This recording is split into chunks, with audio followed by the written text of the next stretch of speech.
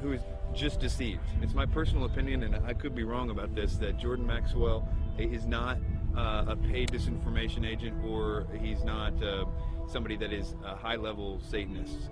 I think that Jordan Maxwell is like many of us in the truth movement. We have been deceived by a lot of very clever disinformation. In his case, Blavatsky and the secret doctrine and that whole concept that really got him on a roll. Jordan Maxwell is a person who believes that the entities that he's involved with, that he had experiences with in the desert, etc., were Pleiadians. And I think that he thinks that they chose him to teach the world certain things. So in that context, it's very hard for him, or really anybody, to break free of that paradigm, because in that paradigm he gets to be this super special individual, and we all are vulnerable to that. If we have supernatural experiences where entities tell you that you are the chosen one and that you're going to do something, it's very hard not to believe them, because that's what you want. And so it's very hard, and of course, in doing so, in thinking, okay, these guys, these Pleiadians are on my side, when in actuality they're demons, they would coax him to do certain things, like he mentioned later, to go into these seances or whatever. In doing that, they can have more control over him, because they're demons and they have a system to get more control over a person. And if they do that, then he can start to be used more thoroughly by them, and he can do exactly what he promised them that he would do, to be a channel for them. And that's what his life has been about, being used, despite his probably very good intentions. He has been a tool of the New World Order. And so my view is that Jordan Maxwell's ends up promoting the New World Order. In that particular session, he goes on to say that the New World Order, that a bad time is coming, but that time must come in order for it to be destroyed, to bring the birth of the New World Order. Out of chaos comes order. So he was saying that the old system must be destroyed to come the new system. And that is exactly what the double-headed phoenix rising out of the ashes is all about. The old system of the New World Order is what we see building up all around us. It is going to get really, really bad, but it is going to be destroyed, in a sense, because that faucet is being run by evil. We all know that the things that are happening to the world right now are being done because of evil. So if evil's causing all those things, evil can also turn that faucet off at just the right time in order to make it seem like whoever stopped it, and therefore is the savior. So that new system will seem like the utopia that Jordan Maxwell says we all need to wait for. It's interesting that he says that at that time that's when the aliens, or gods, are coming back to stop it. That's the deception. That's what the people in the have been saying, of the occultists, saying that that's what the demons are going to do for a long time. It's easy to be seduced, especially in Tessarian's case, who was raised since 11 years old saying this is truth. He was raised by Rosicrucians, raised by these people by his own admission. He was doing the tarot cards at the age of 11 by his own biography. This is the example of being raised in a system, being told one thing is true and the other thing is not. It's biased is what it is, but nevertheless, I think in that reason these people deserve our sympathy. One way or the other, they are deceived. Even if they are intentionally doing it, which is possible in the case of Tessarian, and it's possible in the case of Maxwell too, I suppose. Even if they're intentionally doing it, they have to deserve our sympathy and even our prayers, because even if they're intentionally doing it, they're still deceived. But to wrap that up, Blavatsky and everything that came out of that was what 1 Timothy calls the doctrines of demons, and in the last days people will believe. The New Age and all of that was birthed by Blavatsky, and the New Age ideas will be used to bring in this new world order.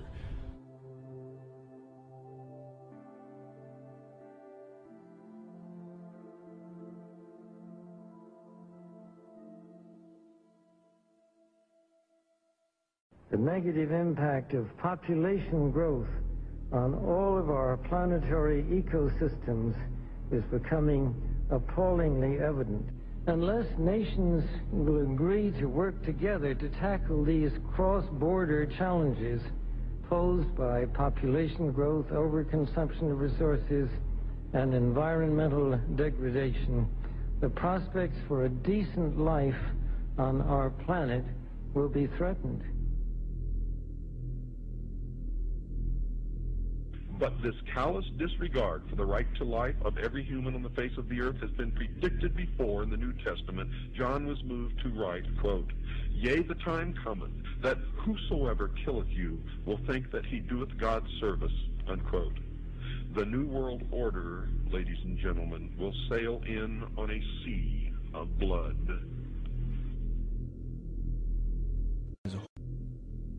The same New Agers who call for peace, love, harmony, and world unity, when confronted with separatists, for example, fundamentalist Christians, you start to see a darker side to them. They do not appreciate people who will not adopt their New Age views. For example, a major New Age figure, David Spangler, who was in a group known as Planetary Citizens, which was a UN group, stated something to the effect of, we can take all the marshmallows, all the scriptures, all the tablets, and have a jolly good bonfire. So essentially, he's promoting the abolition of these faiths. Similarly, Maharishi Mahesh Yogi, the influential New Age guru sought out by the Beatles, stated, quote, "There has not been and there will not be a place for the unfit. The fit will lead, and if the unfit are not coming along, there is no place for them. In the place where light dominates, there is no place for darkness." See, in his thinking, the fit are the New Agers, and the unfit are those who do not adopt the New Age beliefs. People who are, for example, fundamentalist Christians, Jews, people like this. So essentially, you see a lot of intolerance within the New Age movement. It's not all nice and dandy with these people. You know, they have the mask, they have the appearance of peace, love, harmony, but in their writings, they do come out and say that there is no place for Christians and people who do not accept their beliefs. In the book of Co-Creation, New Age leader Barbara Marx Hubbard states, quote, "Out of the full spectrum of human personality, 1/4 is electing to transcend, 1/4 is resistant to election. They are unattracted by life ever evolving. Now as we approach the quantum shift from creature human to co-creative human, the destructive 1/4 must be eliminated from the social body. Fortunately, you, dearly beloveds, are not responsible for this act. We are. We are in charge of God's selection process for planet Earth. He selects, we destroy. We are the riders of the pale horse, death." Alice Bailey explained what the New World Order will do to those who refuse to accept it. Quote, "Let us never forget that it is the life, its purpose, and its directed, intentional destiny that is of importance, and also that when a form proves inadequate, or too diseased, or too crippled for the expression of that purpose, it is, from the point of view of the hierarchy, no disaster when that form has to go. Death is not a disaster to be feared. The work of the destroyer is not really cruel or undesirable. Therefore, there is much destruction permitted by the custodians of the plan, and much evil turned into good," unquote. Blavatsky's peer, Aleister Crowley, said an Egyptian entity told him Christianity would be destroyed at the advent of the New Age, quote. A peer of Blavatsky's, often called the prophet of the New Age, Aleister Crowley, claimed to have been visited in the spring of 1904 by an Egyptian entity called Oase, who foretold to Crowley the end of Christianity, unquote. But if you dig deep into the literature, yes, they're going to be extremely intolerant. David Spangler had talked about the Luciferic initiation and these types of things. And we look in the Bible and we can look at like Revelation 13 and where all they that do not receive the mark and the mark of the beast in their right hand or their forehead, you know, are going to essentially forfeit their life. This is how intolerant it's going to become. It's going to be their way or no way. And so, no, they're not going to have any tolerance. I think at first they're going to come as real nice guys, though. I don't think they're going to do that right off the bat. But eventually it's going to get to the point where enough people have bought into it and enough strong delusion is there that, yeah, they're not going to be tolerant whatsoever. Barbara Marx Hubbard states, "The end of this phase of evolution shall come. All will know their choice. All will be required to choose. All who choose to be natural Christs will be guided from within as to how to proceed. All who choose not to evolve will die off. The kindergarten class of Earth will be over," unquote. Robert Mueller, previously mentioned, states, quote, I am surprised that no one has yet thought of creating a pro-Earth, humanity-challenging organization which would put itself in the shoes of our Mother Earth and rejoice whenever humans diminish in numbers or consume less. It would give yearly prizes to people, events, or institutions which achieve a reduction of the human population or of the consumption of Earth resources. The first prize should go to the United Nations, which through its World Population Conferences and anti-population work has prevented 2,200,000,000 more people from being born between 1952 and the year 2000.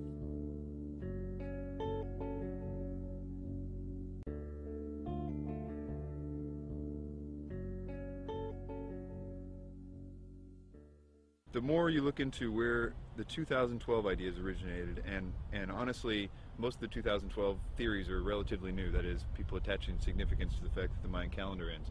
And almost without exception, they are by people that are channeling entities. A lot of times they say it's the Pleiadians that they're talking to, or the Syrians, or in the case of David Wilcock, it's Ra and Seth. Most of the time, what the entities are telling the people don't always match up, but they always seem to be telling the same things. And for the most part, a lot of those early people that got the information from spiritual entities were saying that it was a great cosmic enlightenment that was coming in 2012. And so that to me seems to be the most direct idea that the spirit world wants us to think, because it's oftentimes accompanied with this idea that they want the person they're telling to go out and tell more people. So 2012 became significant on the internet because people felt like it was their mission to tell other people because they were having supernatural experiences. Most of the 2012 theories will fall into one or two categories. Either they're going to be, that in 2012 there's going to be some great enlightenment. They say it's a spiritual evolution or a consciousness shift or a vibrational change or something to that effect. And the other half of it seems to be more about a cataclysmic events that are going to happen in 2012. Usually, they're based off the idea that the Mayan calendar ends or restarts in 2012. 2012 is being pushed on the public through books, documentaries, speakers, and even major motion pictures.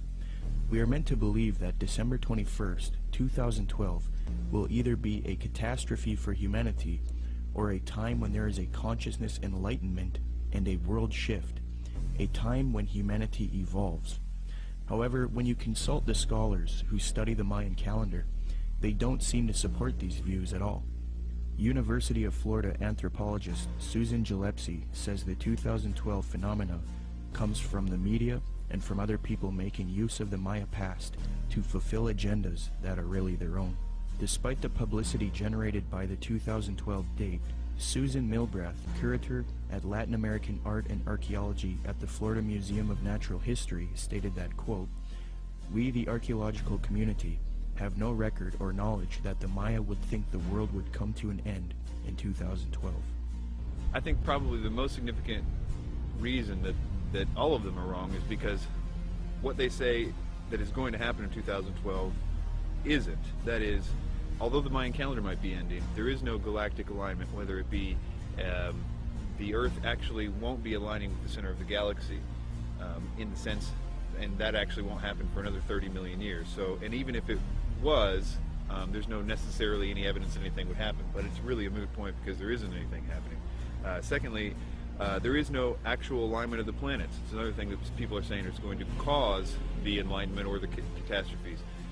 And this goes on and on. It's the same thing with the solar flares. It's the same thing with Planet X or Nibiru, or all those things aren't happening. And it's very interesting how you actually can go point by point and find out that each one of those supposed catalysts aren't true. Sandra Noble, Executive Director of the Foundation for the Advancement of Mesoamerican Studies in Crystal River, Florida, states, "To render December 21st, 2012 as a doomsday event or a moment of cosmic shifting," she says, "is a complete fabrication and a chance for a lot of people to cash in," unquote. Many people are indeed cashing in because of the 2012 hysteria, but the reason 2012 is being pushed on the public so much is because it is in 2012 when the elite occultists and the New Age advocates plan to usher in the Age of Aquarius one world system.